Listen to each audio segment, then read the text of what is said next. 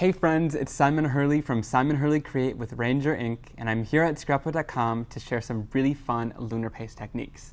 In the last lesson, I shared all about the basics of Lunar Paste, and in this lesson, we're stepping it up and sharing some really fun watercolor techniques, stamping into Lunar Paste, and using it on your stamps. It's so much fun, and let's get into it. So let's start off by creating this Lunar Paste background with this amazing shine, but then you get all of this beautiful texture in it as well. It's a really fun background and stamping technique. We're going to start off with a piece of my stark white cardstock, and then I'm going to grab my palette knife from my paste tool set. Then I'm going to use some of these beautiful Lunar Paste colors, starting off with a little bit of Midnight Snack. Love this navy blue color, and we'll add a little bit to the bottom here. I'm going to do a similar technique to what I did to apply it last lesson, to kind of add a lot of paste down onto one side, and we'll use our scraper tool to kind of smooth it out in a little bit. Put the excess right back into the jar, and then you can move on to the next color. Then I'll clean off my palette knife in between colors, and we can move into my next color, which is a little bit of this beautiful purple triple berry color. I'll take a little bit of this out with my palette knife, then we can lay it right next to the Midnight Snack color and kind of blend it down onto my surface.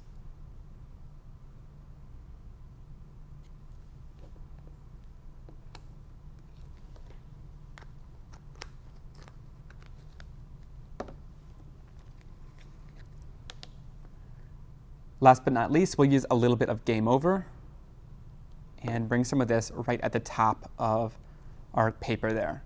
Just apply this down, and you can kind of overlap a little bit to blend these colors in between. I'll put any of the excess right back into the jar, and then we can smooth this out. So then I'm bringing in the scraper tool from the paste tool set, and we can go in here and blend this down. So again, just take your paste and run it across the surface like this. And then as you're using this tool, there's a lot still left on the back, but it's a little bit higher. So instead of keeping it upright like this, kind of turn your paste tool like this, and then it'll apply it really smoothly all the way across. Just kind of keep blending. You don't want it too thick for the next technique we're going to do. So I kind of smooth it out until it's a little bit finer, like this. And as you kind of move up and down too, you can kind of blend the colors together, and you get a really beautiful look. And again, there's a little bit of excess, so you can use the excess on another sheet of black cardstock, like I did earlier in the last lesson. And all you have to do is just run that onto the surface. And again, this is amazing for die cutting or using as just a normal background to put a beautiful focal point on. Check out all of that shine. I love these three colors together. All right, and I still have paste left on my tool. A little bit of this stuff goes a long way. So what we can do this time is take our tool and kind of drag it up and down to create this really cool kind of background. And of course, if I had more, it would keep going across the surface, but this cool kind of swirl texture in there really creates an amazing look as well. So you don't have to just go straight across. You can get a couple of different looks and patterns from this design. Next, I'm going to add my texture in using the Paisley background stamp. I love this one because it's got a lot of fine detail into it. You don't want anything that's too solid of a stamp. These detailed images are going to give lots of amazing texture to your image. So what I'm going to do is take my pasted background and place this right down into it. Now when you do this, you want to kind of press lightly. Don't give all your force in here, otherwise it's going to kind of smush out the sides. You just want to lightly and gently press into the surface of your stamp with almost no pressure, and it's just going to apply a little bit of texture into your Lunar Paste there. So when we lift this off the surface, you can see that beautiful texture going all throughout your background. Check that out. I love how this turned out. Those colors are beautiful, and once this is dry, you'll have an amazing texture and shiny background. All right, now quickly before we move into the next technique, I want to show you guys how to use the excess paste that's still on your stamp. So I'm going to go in and spray that down a little bit to keep it nice and wet. And then I'll go in with a piece of black cardstock and apply pressure down onto the surface for this to transfer the stamped impression. So now we're going to get a beautiful, shiny stamped image with any of the excess Lunar Paste. So check that out. And once this dries on the surface there, you'll get a lot more shine. Like I said, once that water goes and the Lunar Paste dries, you get tons of shine, and it really brings it back to life. So once this dries, you'll have a beautiful background. All right, you want to clean off your stamp right away once you're done with this technique. So just spray it down with water and then get in there with a little bit of paper towel, or you can use kind of a sponge surface to easily clean off your stamp. And like I said, once this Lunar Paste If it's still wet, it really cleans off super easily with just a little bit of water. So don't wait for this to dry on your stamp. You definitely want to go in and clean it quickly.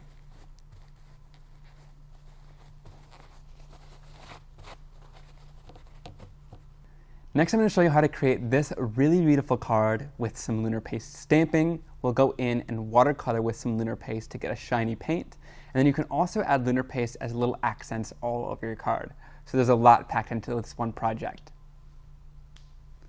For my stamping, I'm going to start off using the Stippled Circles background stamp. I love this one. It's got a really great pattern to it that kind of repeats across the background.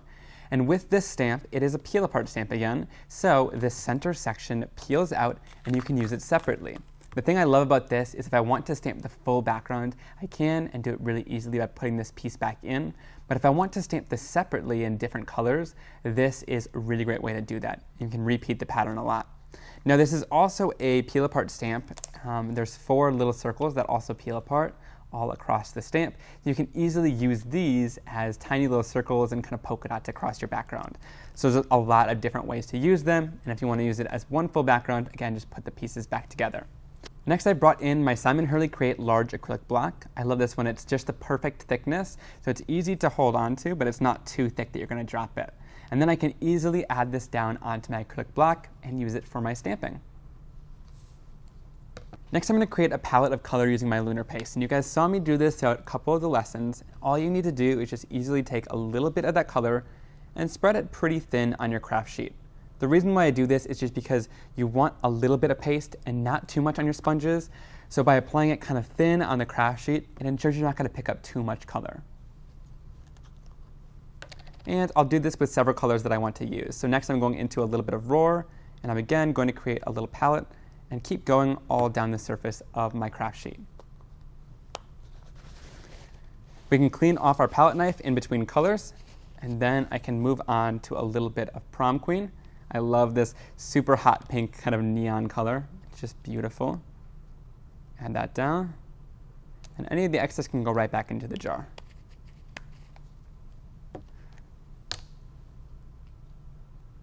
And last but not least, we'll add down a little bit of Triple Berry. I love this purple color too.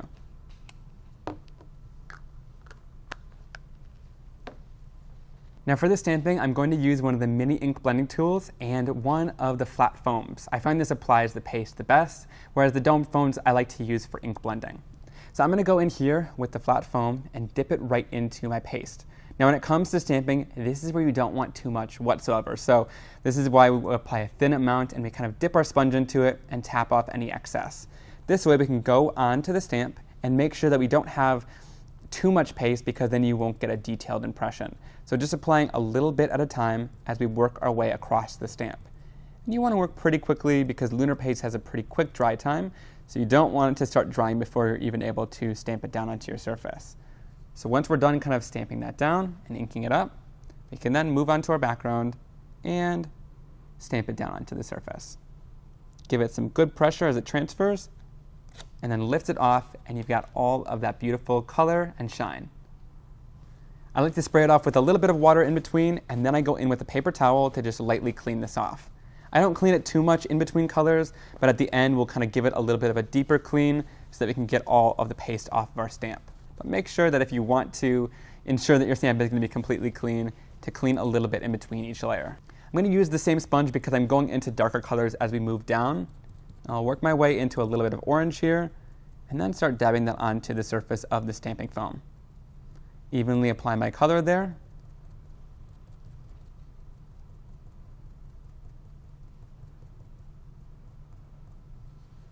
And then once you got it all inked up with paste, we can then move down, and I like to, instead of stamping it right next to the circles, I like to kind of shift it a little bit in between and then stamp that right down onto the surface. Some good pressure, and then when you lift it off, check out that orange color. It's just beautiful, and these colors are so shiny, even when they're stamped out thin like this.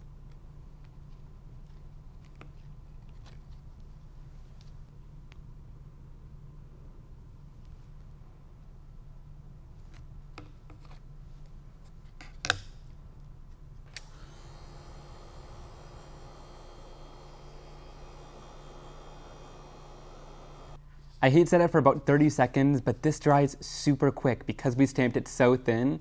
And then check out that amazing shine on the black cardstock. So because it's all dry, we're ready to move on to the next step. To finish off this card with a focal point, I'm gonna be going in and stamping this down and then doing a little bit of watercoloring using the Lunar Paste to get that beautiful shine.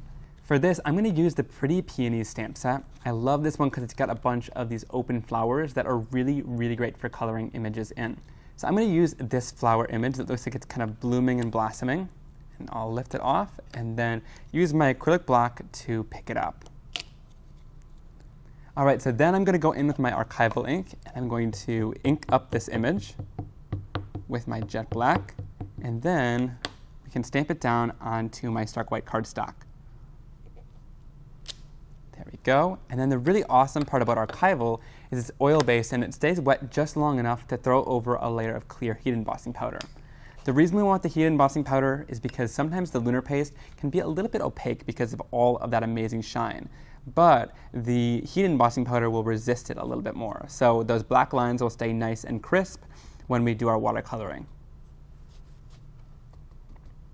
So I'll tap off any of the excess powder, and then we can go in with a heat embossing tool and heat set this really quickly.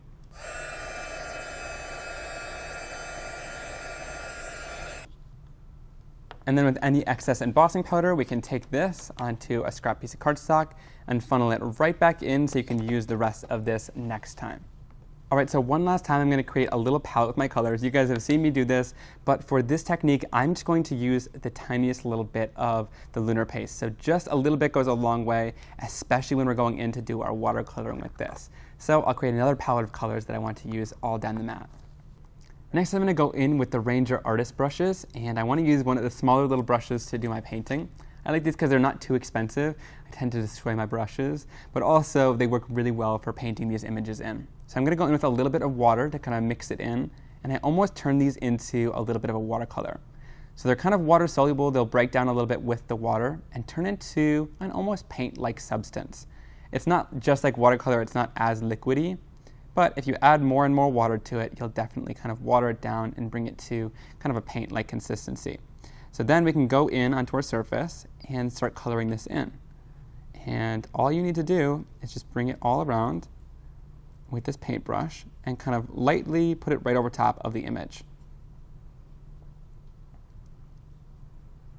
And this is where having those heat embossed lines is very helpful because it kind of resists that Lunar Paste a little bit, so you can see all of that amazing shine there, but those lines are still staying nice and black even though you're painting over top of them. Then I'll go in with a little bit of orange. This one happens to be Roar, and I can just go in and add a little bit of detail and shading to this. Now to do this, I'm going to go in with my color first and kind of add a couple lines here and there on the petals. I like to add them to kind of the base of the petal here because that's where the most shadow and dimension of that color is going to be.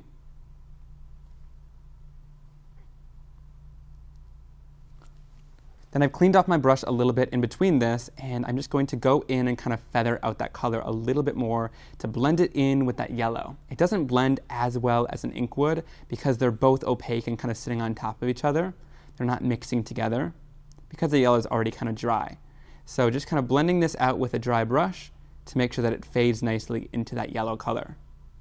All right, and then last but not least, I'm going in with a little bit of Prom Queen, and I'll add just even a little tiny bit more dimension and shading to the bottom of it. I like to kind of mix these different colors together, and you get an awesome effect. And then once I kind of clean off my brush a little bit with some water, I can go in and just make sure that pink is nice and blended into the surface as well.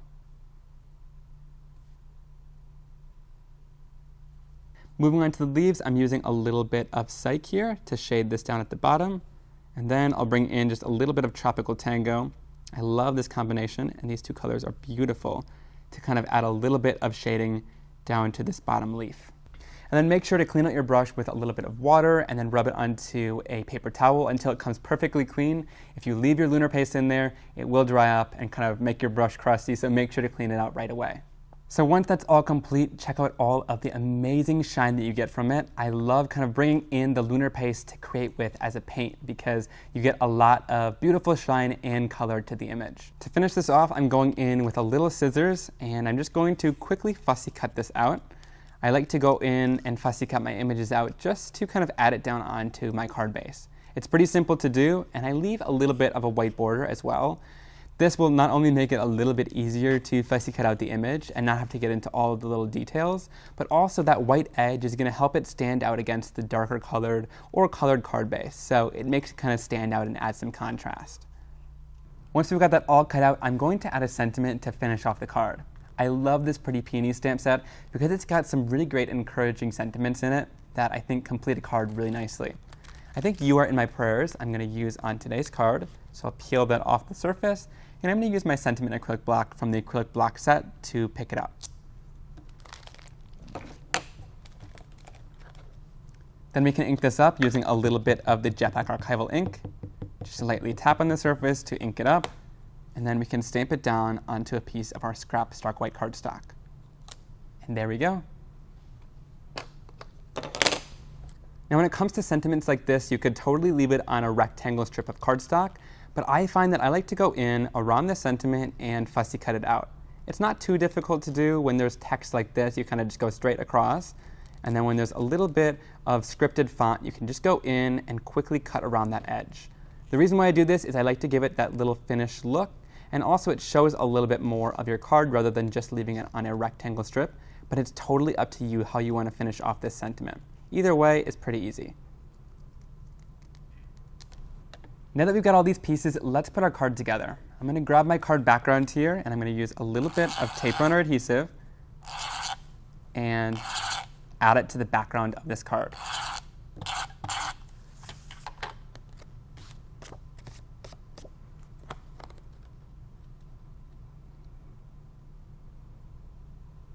So just line up the edges, and there's going to be a little bit of a white border.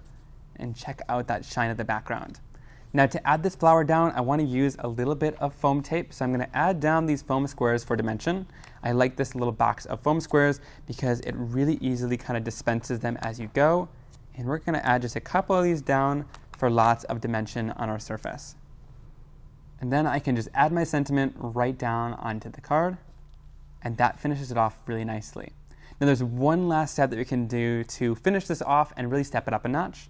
Here I'm going to use a little bit of the Shooting Star Lunar Paste, and one of the really fun things to do is use a stylus to kind of apply it in little circles on your card.